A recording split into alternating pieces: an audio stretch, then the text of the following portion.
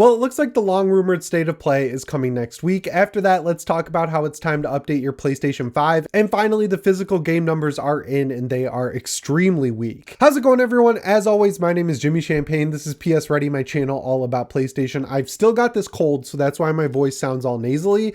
Weirdest cold ever. Like, it's not debilitating. I can do everything I want to do. My nose is just like so stuffy. So if you have any tips or recommendations, please give them to me because I've tried everything and it's been like 5 days. But let's get into this first news story here, which is all about this state of play showcase, whatever you want to call it. I've been trying to will the showcase part of it into existence by saying that I think Sony is done with showcases because they haven't done one in a couple of years. And on top of that, state of plays have gotten a lot better than they were when they started out. Like, it got into this predictable cycle where the showcase would have all the games you wanted to see, and then the state of plays would have nothing you wanted to see, but it's kind of inverted where, you know, starting with the one where they announced Resident Evil 4 remake and had a great trailer, and Street Fighter 6 and X, Y, and Z. Ever since then, there have been a couple dud state of plays, but most of them have been really, really good. So like, either way we win, but like, I would love to see a showcase. So if I say I don't think it's going to happen, I mean, just based on history, it looks like it's probably going to happen. This thing's been rumored for basically the entire month of August and now the entire month of September, and it looks like it's finally happening next week.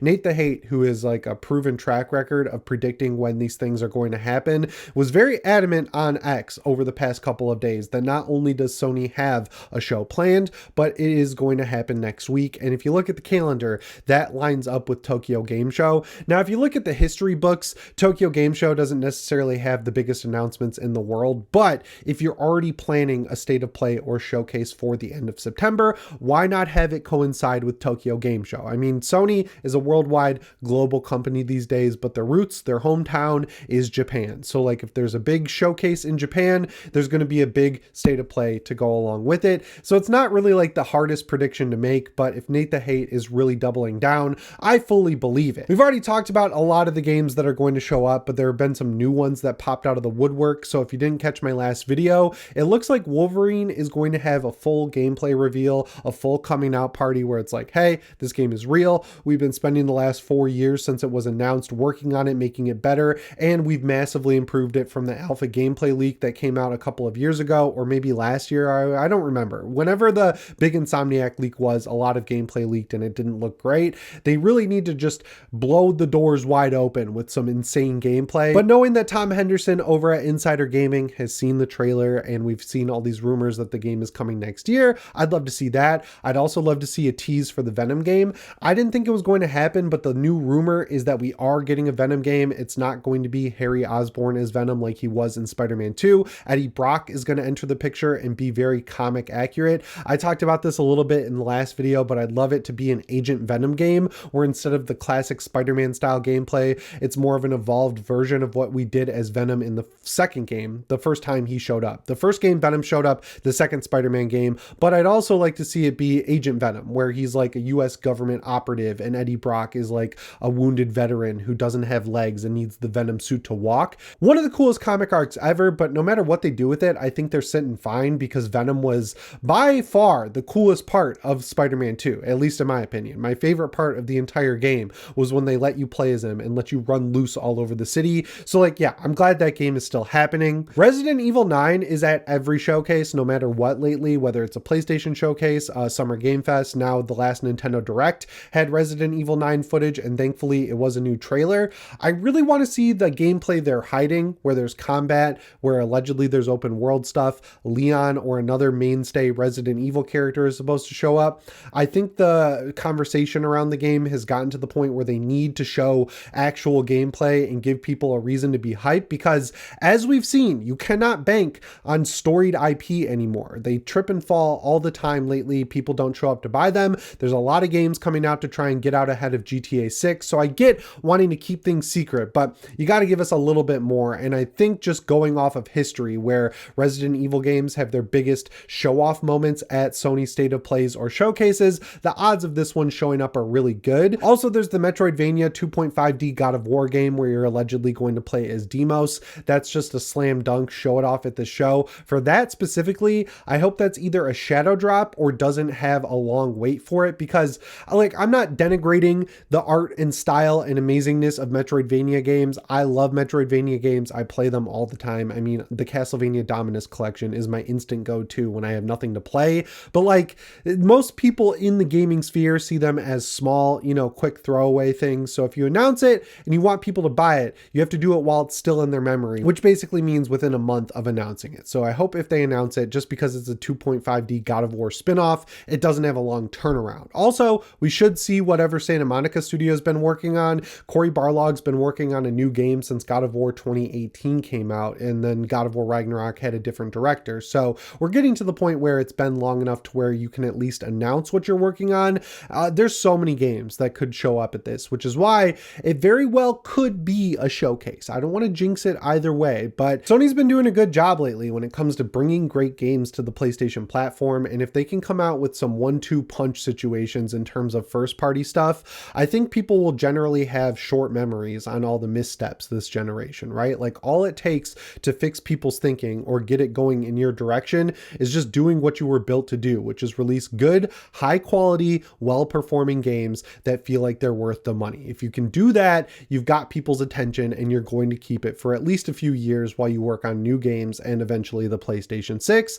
But yeah, we'll just wait and see. I feel pretty confident it's happening next week and we're going to see some cool stuff. Let me know if you think anything's going to be shown off at it down in the comments below. Next on the list, it's time to update your PS5, but this is a smaller update, so you don't actually have to do it to stay connected to the PlayStation Store. And there's two big features that come along with this. Now, if you're someone who likes playing games on your phone, like Destiny Rising or Arena Breakout, I play a few mobile games. Basically, when I'm walking on the treadmill, I'll pull out my phone and play a puzzle game or Arena Breakout or something, and you want to use your DualSense controller with your phone. They've made it a lot easier with this new update because they allow you to save multiple devices to your DualSense, and the way you switch between them is by holding the PS button and holding one of the face buttons, so cross, circle, triangle, square, in that order. Yeah, cross, circle, triangle, square. So like each one of those can be a connection that's saved to your DualSense controller. So if you use it like I do, which is use it on PC, use it on your Steam Deck, use it on your PS5 or PS5 Pro, that's 4 devices I can save to one controller, aka my PlayStation 1 edition DualSense Edge, and it should be a lot easier to sync between devices without having to plug it in or put it in Bluetooth mode to pair it to devices that aren't a PlayStation 5. So that's a good update, not necessarily the biggest thing in the world, but the other thing that came along with this is the low power mode. Now, they've already confirmed that games like Death Stranding 2 on the beach are going to take advantage of this low power mode, and if it works as intended, when your PS5 is in low power mode, it should save you money on your electricity bill, but you shouldn't see reduced performance in those games. So like basically the game doesn't need as much power as the PS5 has, but the PS5 before would always just run at max power just to get you as many frames as possible. They've developed this low power mode to save energy or whatever they want to say, but if you've watched Moore's Law is Dead, you know that they're getting ready for the PlayStation handheld that's going to come with the next generation, that from everything we've seen is going to have at least PS5 level performance. So if you make your game work well in low power mode, you're basically saving yourself time later for when the PS5 handheld is out and it needs to use that low power mode equivalent to run games. So it's like a sneaky way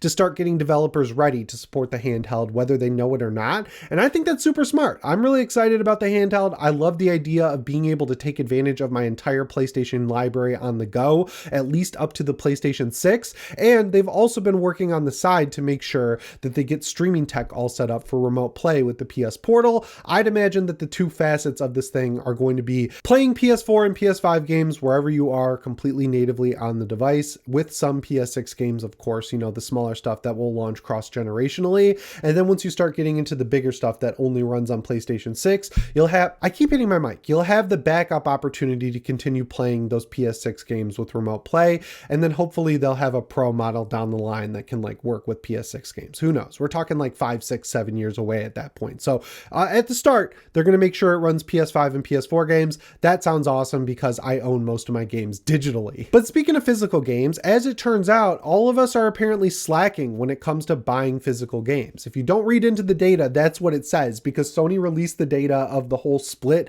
of revenue across the PlayStation brand, and physical games made up like 3% of the total game sales on the platform, which is crazy because all we've been hearing is that it's about 25% physical, 75% digital. And if you read into the data, that's actually what's happening because of the way Sony accounts for this stuff. It's kind of tricky. I'm going to do my best to explain it. it, so try and stick with me here. So if Sony sells you a digital game on the PlayStation Store, whether it's first party or third party, the way their accounting department sees it is that it's revenue 100% across the board. Even though there's math that's like, you know, if a third party game sells for $70, Sony gets 30% of that. They count it as full revenue from each sale of a digital game. But on the physical games, they don't. They count it as reduced revenue, especially with third party games. So like no matter what, they're going to be saying that they make less money off physical games. So the whole accounting math situation means that the percentage of digital games is going to look bigger than it is, and the percentage of physical game sales is going to look smaller than it is. But even when you keep that in mind,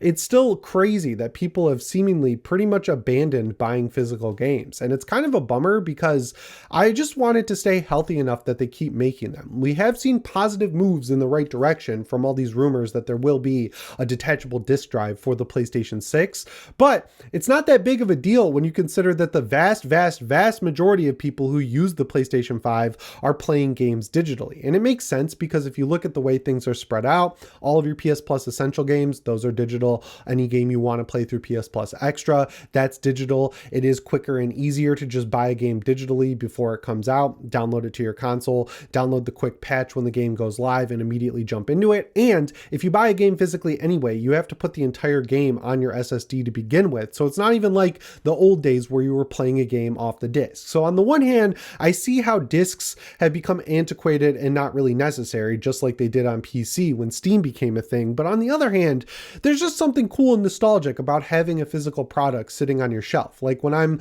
bored and I'm trying to think of like what to say in a news story, I turn around and I look down at my shelf here of all my PlayStation 5 games because I have a pretty good library of physical PS5 games. And they're a lot cheaper after a certain amount of time than they are if you buy them digitally. Like Sony does a decent job putting games on sale. I'm not going to like criticize them or anything, but the sales digitally are usually a lot less generous than the sales that you'd see at Best Buy, Target, or a real brick and mortar store where you can take advantage of deals like buy two, get one free. Or, you know, if you go to GameStop, they do that with used games all the time and the prices fall pretty quickly. So if you're a gamer on a budget, or you're a crazy person like me who will buy them digitally at launch to get into them as quick as possible to record gameplay and then wait for them to be super cheap at Best Buy so you can pick up a physical copy, I don't know. I think it's like obviously something that's going to go away in the future, and that's a bummer, but like we're so far into that hole that I just don't see a way to dig out. So yeah, I don't know. It seems like everyone's just kind of given up on physical games and it's just going to become this boutique thing.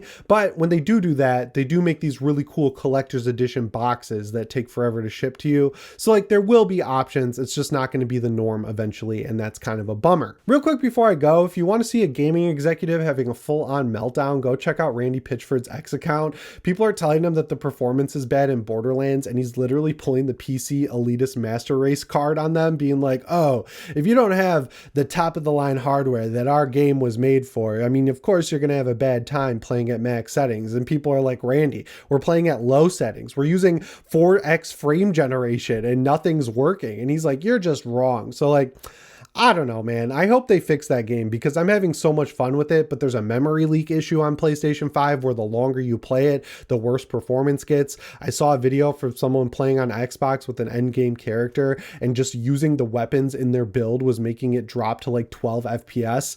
Unacceptable. Unacceptable. You could blame Unreal Engine 5 all you want, and there is blame to be placed on Unreal Engine 5 being hard to run, but like clearly there has never been a more cut and dry situation of a game coming out before it was finished.